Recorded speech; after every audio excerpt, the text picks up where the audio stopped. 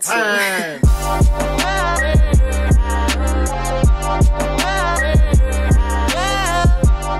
Salut à tous et bienvenue dans l'apéro Mercato, l'émission la plus pointue sur le Mercato de l'OM, tout simplement. Je pense qu'on peut le dire et surtout qu'en plus aujourd'hui on a la chance d'accueillir Mathieu Grégoire. Salut Mathieu. Salut Mourad, bah ouais, pointu, ouais, et en plus il y a tellement d'actu Mercato qu'on est débordé. Ah ouais, là on est l'OM c'est comme ça quoi, depuis Jacques-Henri Hérault c'est difficile quoi, c'est le club, il est bouillant, il y a des infos tout le temps. Il y a des recrues qui s'amoncellent. Et puis en plus tu as des confs aussi qui viennent un peu faire, comment dire, bouillir la marmite. Ouais. Donc voilà, donc on va parler de ces milliards d'infos mercato et on va parler d'un truc qui est vrai en plus, c'est ça qui est bizarre, on n'a plus l'habitude, parce qu'en période de mercato on ne sait jamais ce qui est vrai, ce qui ne l'est pas. C'est le départ de Lucas Ocampos, on va d'abord vous écouter sur le sujet. Est-ce que toi tu vas le regretter Ocampos ? Pour la Grinta, oui, parce que bon, c'était un joueur qui apportait beaucoup au niveau jeu. Maintenant, regretter, c'est mes grands mots, quoi. Tu trouves que c'est bien vendu en fait, 15 Bien vendu, ouais, je trouve que oui. Après, on ne peut pas lui enlever le mérite qu'il mouillait quand même le maillot. Mais bon, la Grinta, c'est comme la ferveur, ça n'a pas amené grand-chose. Triste, oui et non. C'était un joueur qui était combatif, mais qui était avec des limites. Donc avec un an de contrat, je pense que c'est bien vendu. Après, il faut retrouver d'autres guerriers maintenant. Je suis très triste parce que c'était un joueur qui était très combatif. Et surtout, ce qui va me gêner le plus, c'est qu'on va acheter un remplaçant. On va le payer plus cher que 15 millions d'euros et il ne sera pas bon, comme d'habitude. La vérité, ouais, c'est le seul qui mouille le maillot. Il n'y a que ça à dire en vrai. Ils font n'importe quoi avec le club, sur les transferts, sur la gestion, sur tout. Franchement, dégoûté qu'il est parti parce que c'est un des meilleurs de la saison passée là, qui vient de se terminer. Il avait faim, c'est irréprochable on va dire. Et après on va pas se mentir, on l'a bien vendu. 18 millions c'est pas petit aussi. Mais bon. Alors Lucas Ocampos a signé hier au FC Séville. Alors d'abord, il y avait un peu au niveau des chiffres, c'est un peu le juste prix. Donc il y en a eu 15 millions, 18 millions, 15 millions de pourcentage à la revente. C'est quoi ton estimation de la vitrine ?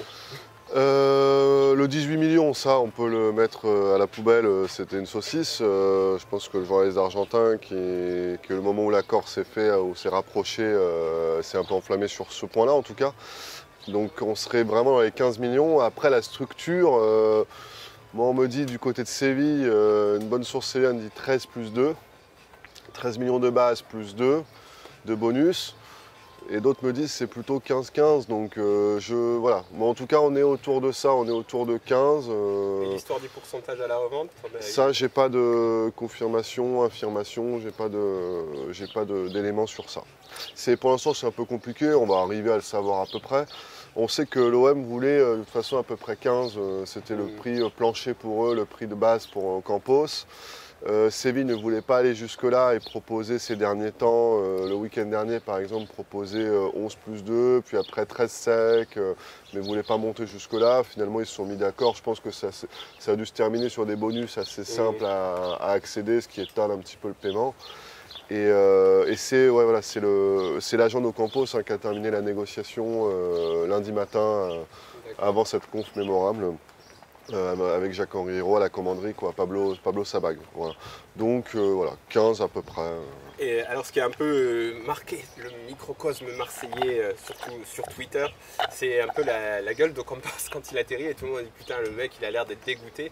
Est-ce que toi là-dessus t'as eu un peu des infos, est-ce qu'il voulait partir, est-ce que ça le fait chier un peu de partir de l'OM ?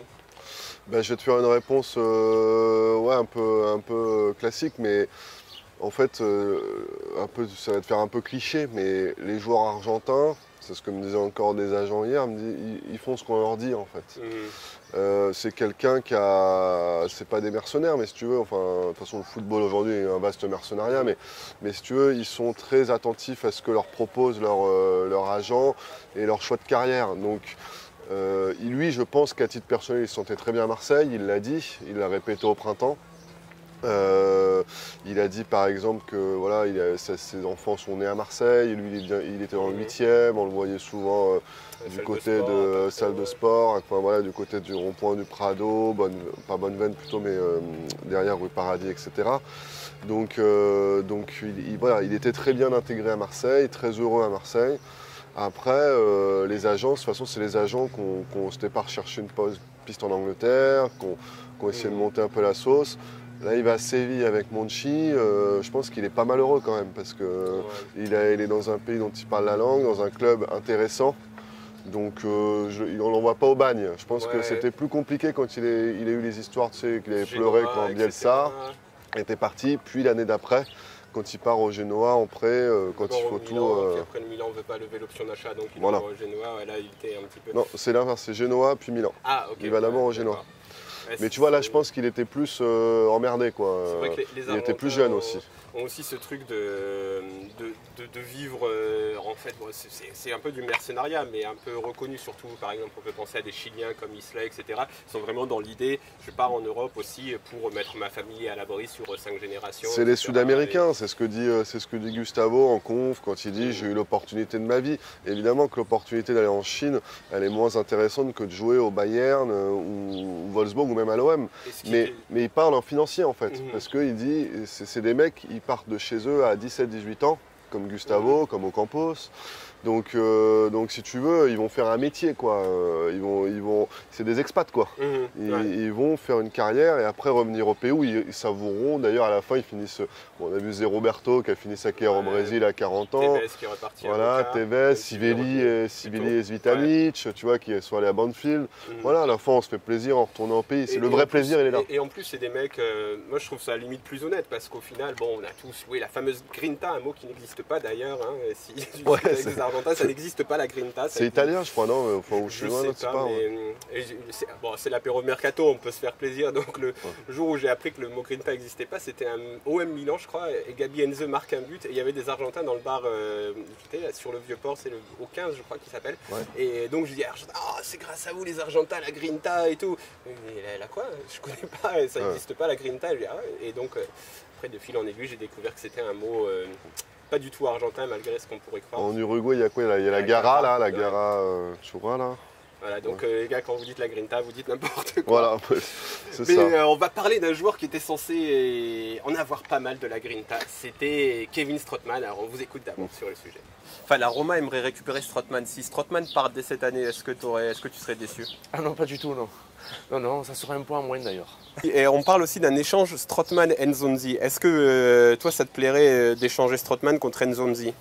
Là, je pense que sur le coup, peut-être on peut être gagnant. Oui, Nzonzi, c'est pas mal. Bon, après, ça reste à voir parce que le problème de tous ces joueurs-là, ils sont peut-être bons, mais je pense qu'il faut avoir du caractère pour jouer à l'OM. Être bon ne suffit pas. Il faut quand même avoir un esprit, avoir un fort mental pour jouer dans cette équipe. Je pense qu'Nzonzi, ça peut faire l'affaire. Vous êtes pour? Ouais, mais je viens de voir là, sur le téléphone que comme quoi Nzonzi ne voulait pas venir. Est-ce que par exemple, je ne sais pas si c'est vrai, mais ce serait top. Hein. Ah oui, ça serait top. Strootman, ouais, qui porte. Strootman, non, c'est... Claqué au sol. Claqué au sol, Nzonzi, français champion du monde, oui. Ma foi, je ne sais pas trop ce qu'il vaut. Strootman, si lui il part, c'est pas grave. Hein. Voilà. En gros, c'est ça. Si lui il part, c'est pas grave. Parce qu'on le remplacera toujours par quelqu'un. Là, cette fois, qui coûtera beaucoup moins cher et qui aura la même, d'après ce qu'il nous a montré cette année, la même qualité sur le terrain. Maintenant, toujours pareil, un joueur qui a 29 ou 30 ans, qui s'est fait 2 fois les ligaments croisés, il ne faut pas l'acheter et le payer à ce prix-là. Ma foi, je ne sais pas, moi je ne suis pas patron de ballon, mais il y a des minimums de choses qu'on connaît. Hein. Alors, Kevin Strootman, on apprend aujourd'hui dans la presse italienne que la Roma voudrait rapatrier Kevin Strootman. Donc, il y a d'abord une source très très fiable, Calcio Mercato Web. Donc là, on est sur des très très hauts qui expliquait que la Roma réfléchissait à une opération pour le faire revenir. Et ce matin, un peu plus fiable, on a le Corriere dello Sport qui dit qu'en effet, la Roma aimerait récupérer Strootman et réfléchirait même à un échange avec Nzonzi. Donc, toi, est-ce que tu as entendu parler de ce genre de truc et puis qu'est-ce que tu en penses?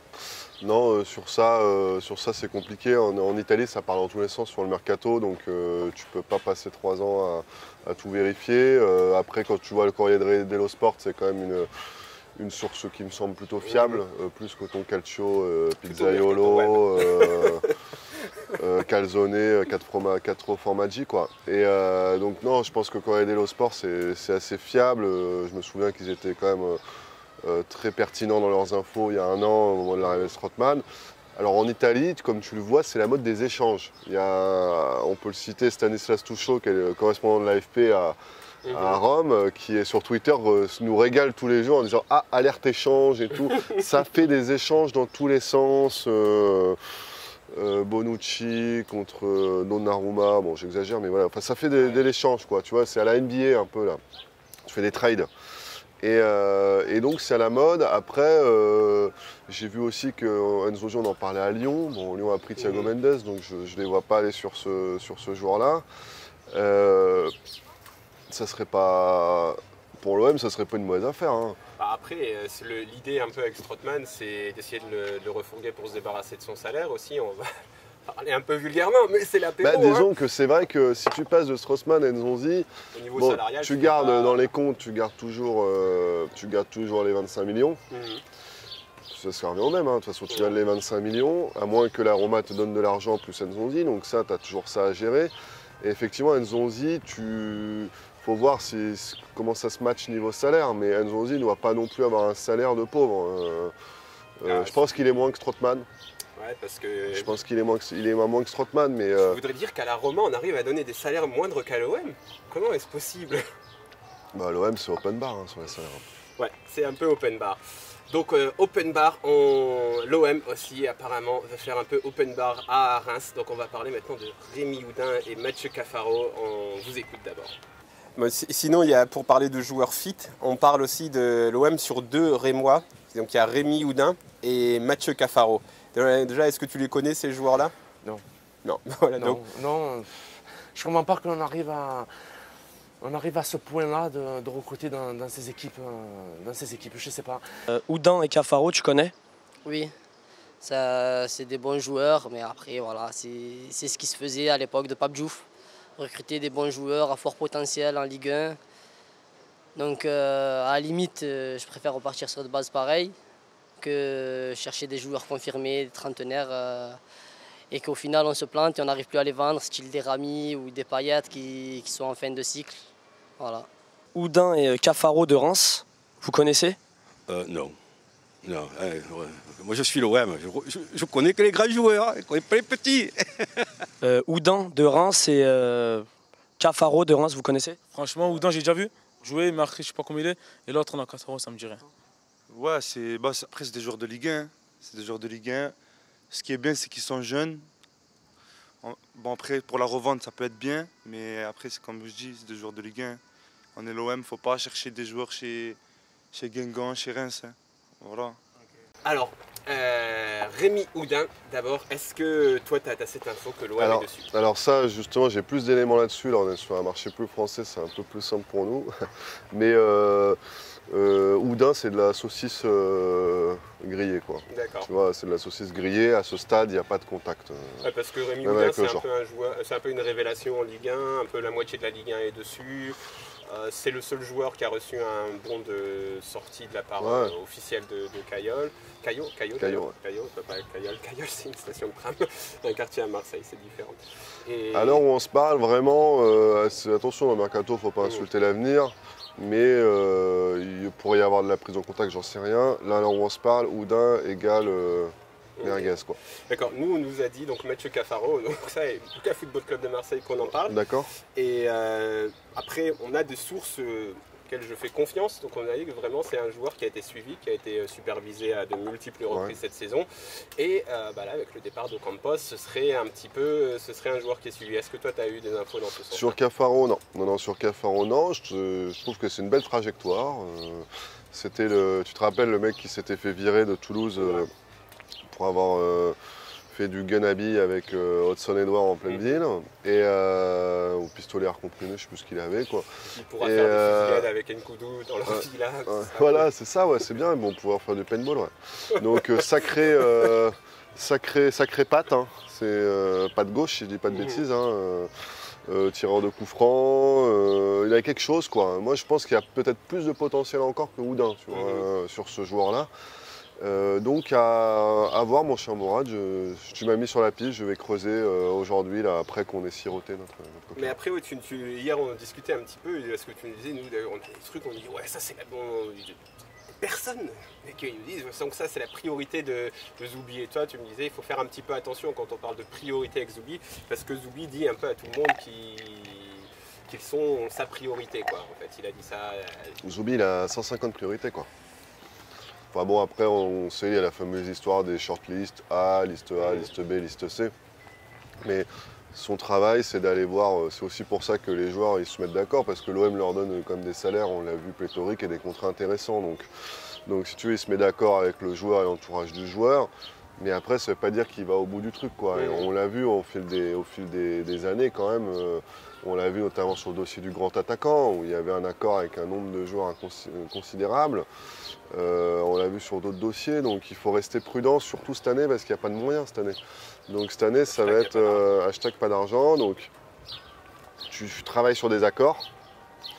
Et après, tu vois où tu peux aller. Par exemple, tu peux vite trouver un accord salarial avec Sama Sekou en lui promettant 3 fois ce qu'il gagne à Salzbourg. Et puis c'est parti. Sauf qu'après, il faut mettre 25 millions. Donc, tu vois le truc. Et c'est pour ça que sur Benedetto, moi, je suis resté prudent parce que... Justement, parce que là, tu avais fait la transition avant. Mais justement, le dossier chaud, Benedetto, ou peut-être pas, on vous écoute. Benedetto, qu'est-ce que j'en pense? Je pense que c'était un attaquant en argentin de 29 ans qui n'a jamais joué en Europe. Les deux seuls championnats qu'il a connus, c'est le Mexique et l'Argentine. Vous savez, je suis un peu sceptique. Un Argentin de 29 ans qui n'a jamais joué en Europe, j'ai bien peur que ça soit plus un Mitroglou argentin que peut-être un Papin français, quoi. Oui, Mitroglou avait fait des bonnes stats dans les autres clubs à lesquels il a joué. On a vu ce que ça a donné à Marseille. Et puis cet Argentin-là me fait un peu penser à un autre Argentin qu'on a eu à Marseille, qui était Jiménez. Il est arrivé de balle, je crois, 44 buts. Premier match, il a mis un but d'une tête venue dans notre monde. Et après, on a vu ce qui s'est passé. Pour toi, c'est un coup à tenter, Benedetto, faut tenter. Oui et non, s'il y a autre chose, on ne sait pas ce qu'il y a, on ne sait pas c'est quoi l'enveloppe, on est au courant pratiquement de rien. On n'était même pas au courant qu'Ocampos allait partir il y a 3 jours de ça. Donc on ne sait pas. Maintenant, ce qui est sûr, c'est qu'il nous faut un attaquant. Ben, le bon pari, c'est qu'on avait, comme je disais pour Ocampos, c'est pareil pour Balotelli. On l'avait, on sait ce qu'il vaut, on sait combien il nous coûtait. On fait vite les mathématiques, 15 millions. Hein?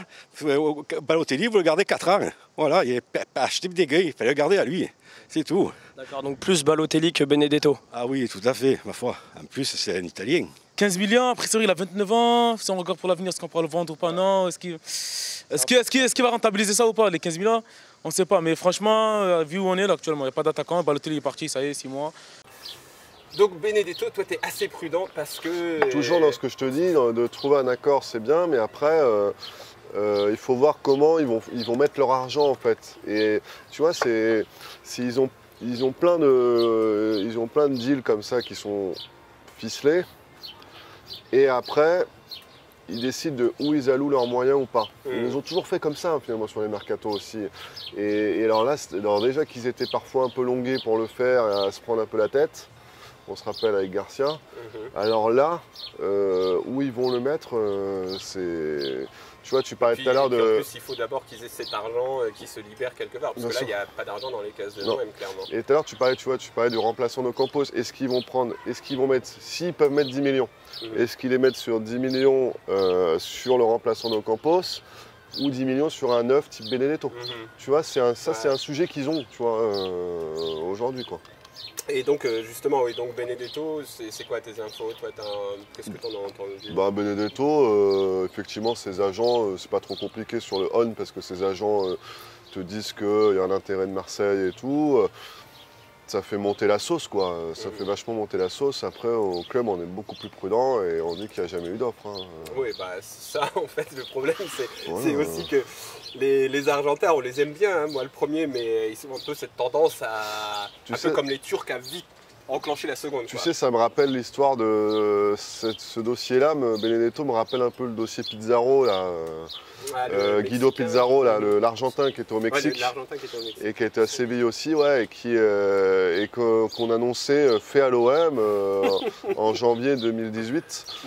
Or, il n'en avait jamais rien été, quoi. Et même il y avait vraiment, il avait juste été proposé à Zoubi, quoi. Ouais. Donc voilà, sur ce type de dossier-là, je me méfie un peu plus, quoi.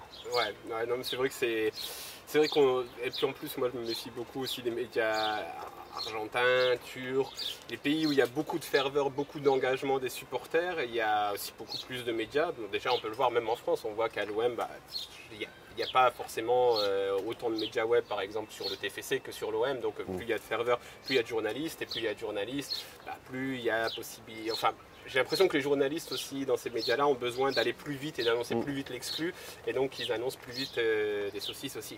C'est un peu le. Aujourd'hui, c'est un peu devenu ça. En plus, tu rajoutes les pseudo-insiders.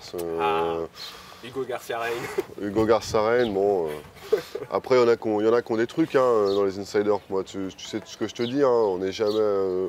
Notre boulanger n'est jamais à l'abri d'avoir le transfert de Neymar à Barça, au Barça aujourd'hui, sur un malentendu. Moi, je me rappelle d'un coiffeur à Marseille qui avait eu l'info du départ d'Nkoudou à Tottenham, si je dis pas de bêtises. Donc il faut pas négliger, il faut pas mésestimer les gens, mais n'empêche qu'il y a quand même beaucoup d'insiders qui te créent des trucs. Le dossier Silas Babandiga, là. Je te laisse te dire, mais j'y arrive pas. Silas Babandiga, là. Babangida, là. Il est rapide, tout le monde s'est enflammé, quoi. Tout le monde s'est enflammé avec des insiders. Le mec était un fake, le compte Twitter qui lançait le truc, soi-disant journaliste à Sky Sport et tout. Il y avait une carte de. Non, mais c'était un fake grossier. Ah, putain. Tout le monde s'est enflammé sur le truc. Est-ce que l'OM l'a peut-être supervisé? C'est possible. Moi j'étais en vacances, j'ai pas trop su. Mais sauf que au final c'est un fake et tout. Et pour des raisons que je vous dirai pas, c'était impossible qu'il signe parce qu'il y a une arnaque derrière. Donc c'était. Enfin, je sais pas. Les insiders quand même rajoutent un peu pseudo-insiders, quoi, rajoute un peu de. Comme tu dis, c'est pour ça que le mercato, ça me plaît très très moyen en réalité. C'est pas la période que je préfère parce que déjà, si on commence à avoir des petites infos à gauche, à droite, je sais jamais si. Enfin, je sais jamais comment annoncer ça parce que je pense que j'ai moins de sécurité que toi pour. Tous ces trucs et puis moins d'infos aussi, largement moins. Faut être patient, tu regardes de la source argent. Le mec là, bon nous on avait parlé d'Ocampos, on tombe pas des nues parce qu'on a fait des papiers sur Ocampos ce week-end.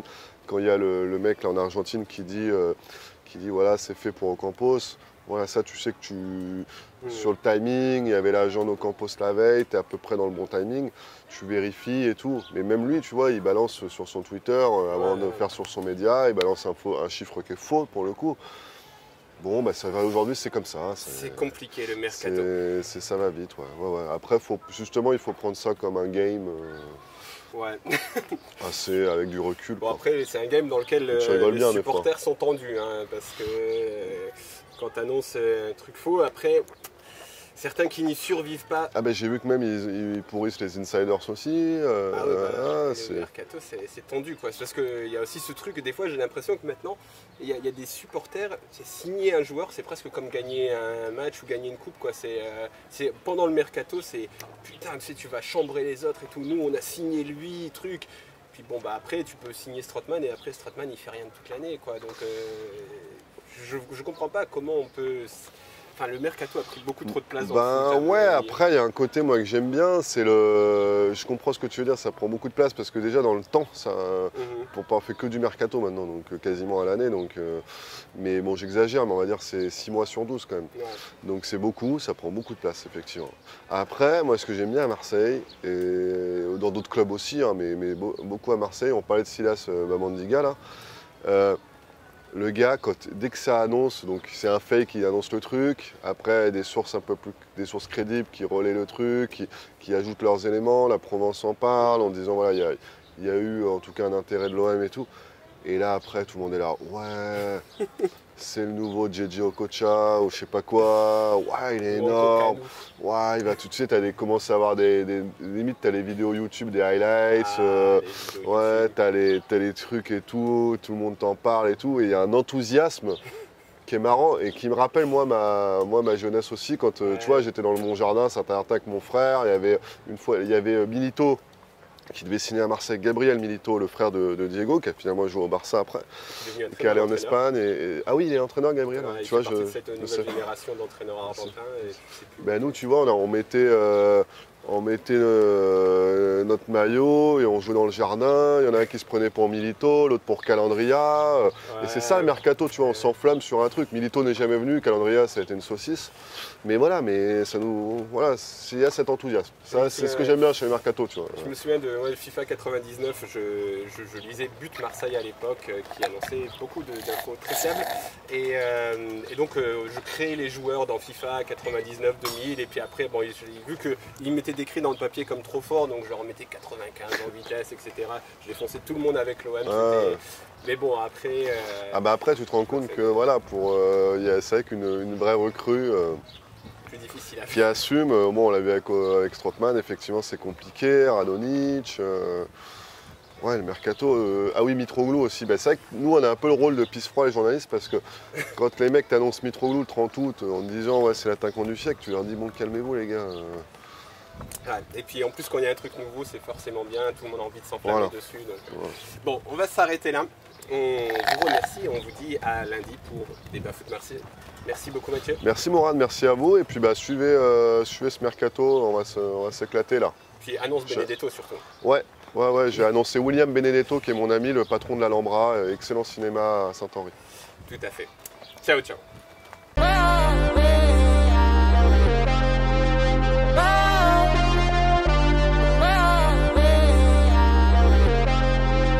Ryan Little.